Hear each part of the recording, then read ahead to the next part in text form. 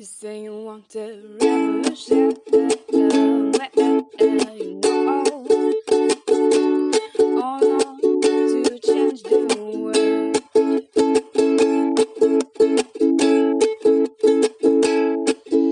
You tell me that is an evolution, you know,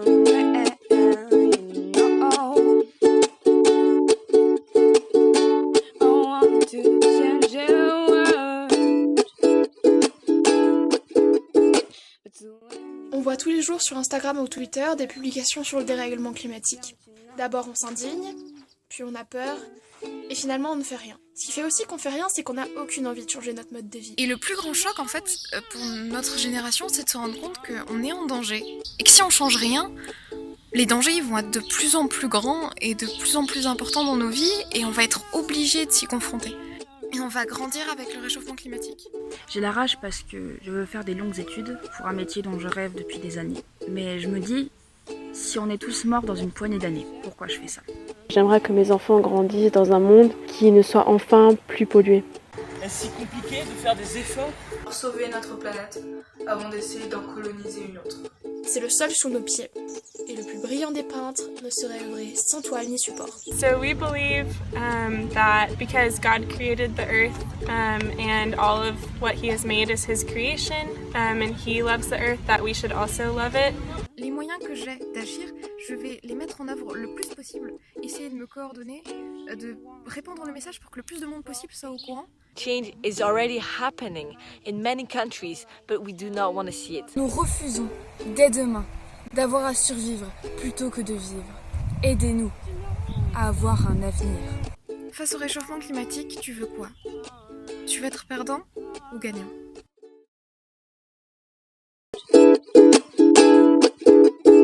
But when you talk about destruction, don't you know that you can don't need how?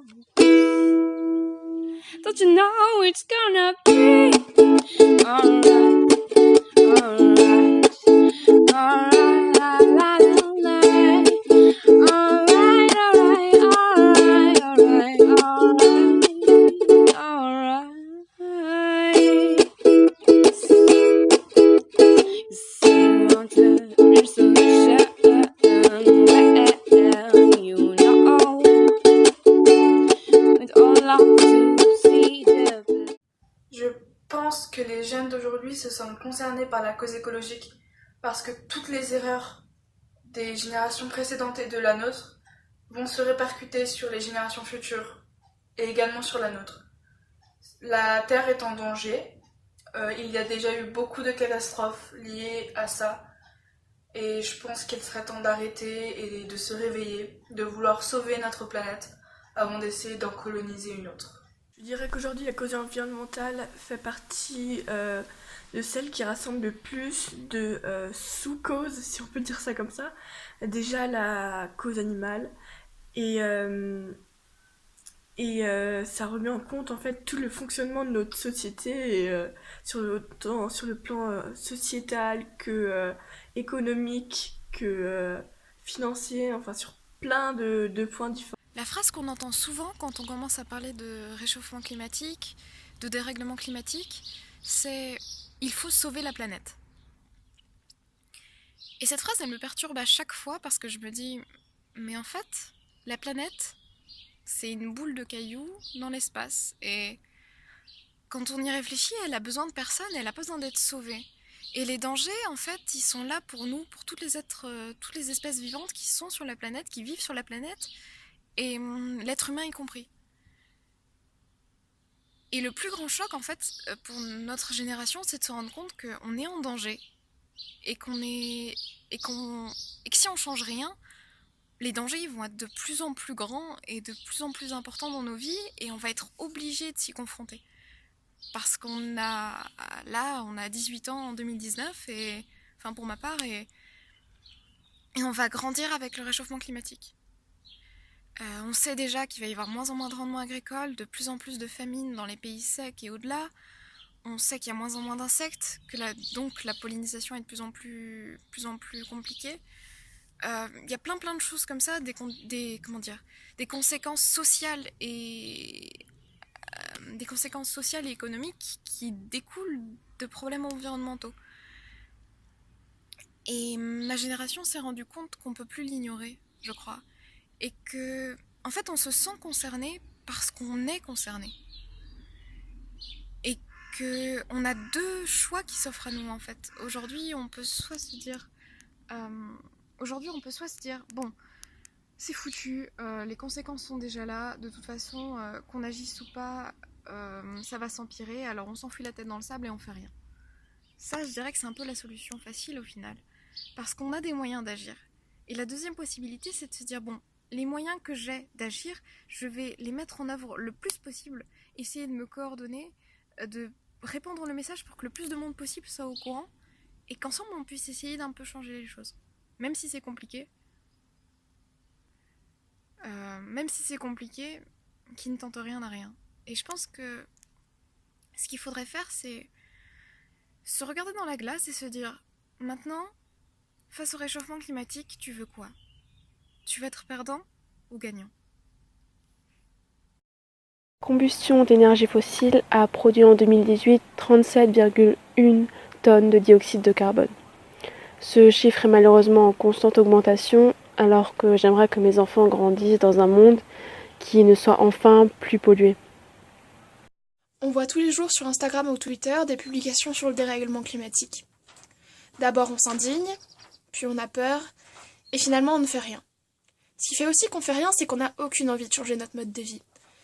Le problème avec ça, c'est que si on change pas un tant soit peu notre mode de vie, il y a un moment où il va changer du tout au tout. Et peut-être qu'on n'aura même pas le temps de le changer. Tout le monde le sait, le problème du dérèglement climatique, il ne date pas d'hier. On peut lire des livres, voir des films d'il y a déjà quelques années, qui parlent du même dérèglement, de la même manière, et pourtant rien n'a changé. Ce qui fait que rien n'a changé, c'est aussi parce qu'on trouve ça très abstrait. Par exemple, on voit souvent des photos ou des dessins de la planète avec par exemple un thermomètre ou un bandage, pour dire qu'elle est malade. Mais ce dont il faut prendre conscience, c'est que cette planète, déjà c'est la nôtre, et ensuite c'est le sol sous nos pieds.